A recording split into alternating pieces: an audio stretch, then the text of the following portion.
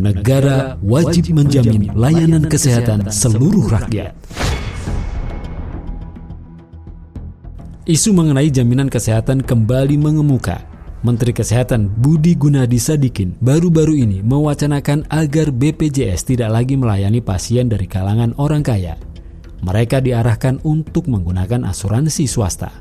Pasalnya, BPJS disebut sering mengalami defisit. Berdasarkan data Kementerian Kesehatan, BPJS hanya mencatat kondisi positif pada tahun 2016, 2019, 2020, 2021, dan 2022. Tahun-tahun lainnya berada dalam kondisi minus. Pernyataan ini menuai kritik karena bertolak belakang dengan prinsip dasar BPJS. BPJS adalah sistem jaminan kesehatan berbasis subsidi silang. Pada praktiknya, ia merupakan pungutan wajib negara pada mayoritas warganya. BPJS pungutan zalim. Kritik semakin menguat. Pasalnya, BPJS memberlakukan pungutan yang bersifat memaksa. Warga negara yang tidak membayar iuran BPJS dikenai berbagai sanksi administratif, seperti kesulitan mengakses layanan publik tertentu. Skema BPJS seperti ini jelas zalim. Faktanya, BPJS sering menambah beban rakyat di tengah kondisi ekonomi yang kian berat. Sebagai bukti, hingga kini lebih dari 28 juta warga tercatat menunggak iuran BPJS.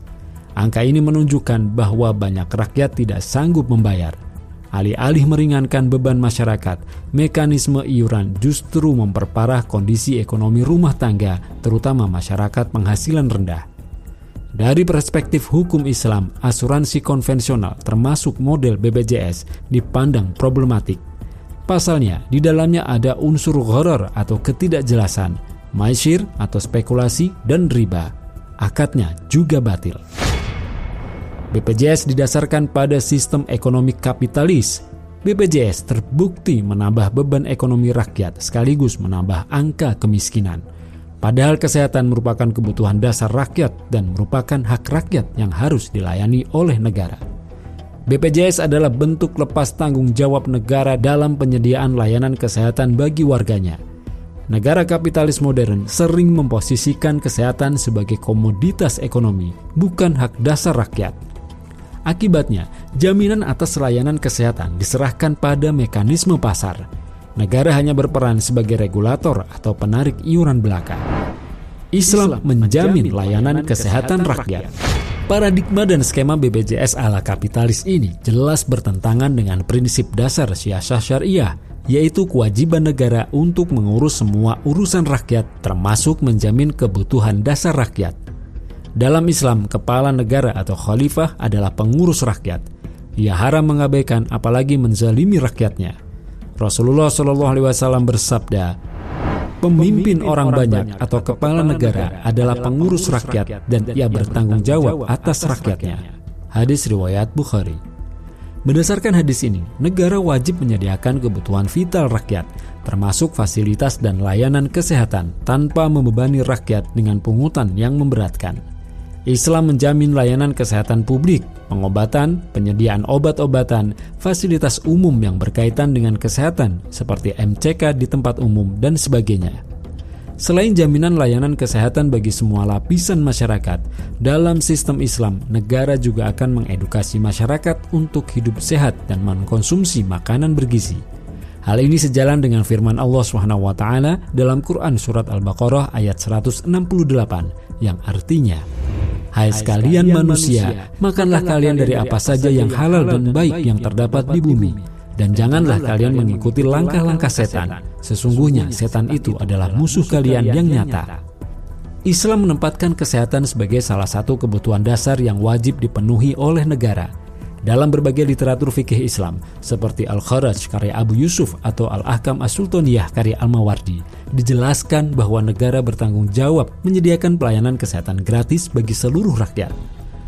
Al-Mawardi juga menegaskan bahwa negara wajib menyediakan fasilitas kesehatan seperti rumah sakit, klinik, balai pengobatan, menyediakan obat-obatan dan peralatan medis, menyediakan sumber air bersih, pemandian umum, dan fasilitas sanitasi. Dalam Islam, negara juga wajib menyediakan layanan pendidikan kesehatan untuk mencegah penyakit dan meningkatkan kualitas hidup. Pada masa Rasulullah SAW, fasilitas kesehatan seperti Khaimah Rufaidah, yaitu tenda pengobatan Rufaidah Al-Aslamiyah, dibiayai oleh negara dan disediakan untuk umum. Pada masa Khilafah Ar-Rashidah dan Daulah Abbasiyah, berdiri Bimaristan, rumah sakit umum yang memberikan layanan gratis, lengkap dengan obat-obatan, perawatan spesialis, hingga layanan kesehatan jiwa. Pemeliharaan kesehatan oleh negara Islam didasarkan pada salah satu tujuan syariah, yakni untuk menjaga jiwa manusia. Menjaga satu jiwa manusia dalam pandangan Islam seolah menjaga semua jiwa manusia. Begitupun sebaliknya. Karena itu, kesehatan seluruh rakyat harus dijamin oleh negara, bukan diperdagangkan atau diserahkan kepada mekanisme pasar dan industri asuransi. Dengan tegas, Al-Quran memerintahkan kita agar memelihara jiwa atau hifdzun nas sebagai salah satu tujuan syariah.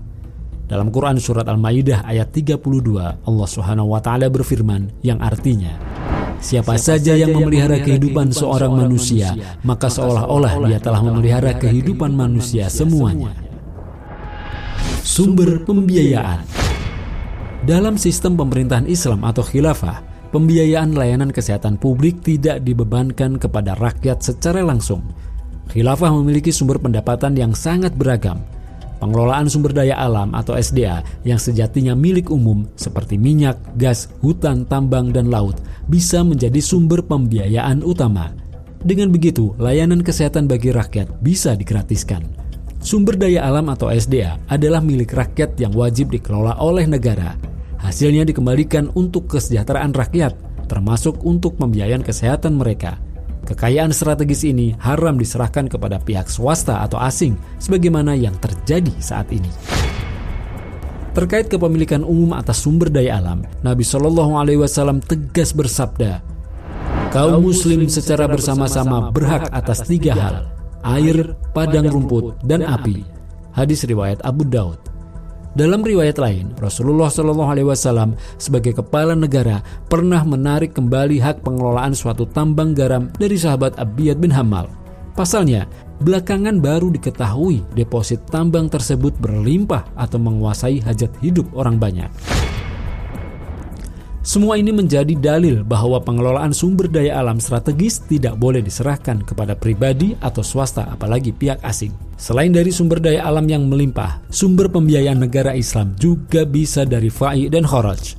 Bisa juga dari zakat yang dikhususkan untuk mustahik sesuai ketentuan syariah. Usyur dan jizyah menjadi sumber pembiayaan dalam pemerintahan Islam. Demikian juga berbagai pos pemasukan negara lainnya. Dengan sumber keuangan yang melimpah, stabil, dan halal, negara dapat menyediakan layanan kesehatan bagi seluruh warganya secara berkualitas, gratis, dan tanpa iuran wajib seperti BPJS. Potensi kekayaan alam Indonesia sangatlah besar. Ada emas, nikel, batu bara, minyak, gas, dan masih banyak yang lainnya. Jika semuanya dikelola sepenuhnya oleh negara secara benar, hasilnya sudah pasti dapat membiayai berbagai layanan publik termasuk kesehatan tanpa membebani rakyat. Dalam pemerintahan Islam tidak ada larangan pihak swasta mendirikan layanan kesehatan seperti klinik, rumah sakit, praktik dokter, dan fasilitas terapi dan herbal. Namun demikian, layanan swasta tidak boleh menggantikan kewajiban utama negara. Negara tetap wajib menyediakan layanan dasar yang gratis dan mudah diakses. Swasta hanya berperan sebagai pelengkap, bukan sebagai penanggung layanan utama. Ini berbeda dengan sistem kapitalis saat ini. Swasta justru sering menjadi pemain utama. Sebaliknya, negara menyerahkan sebagian besar kewajibannya kepada industri asuransi.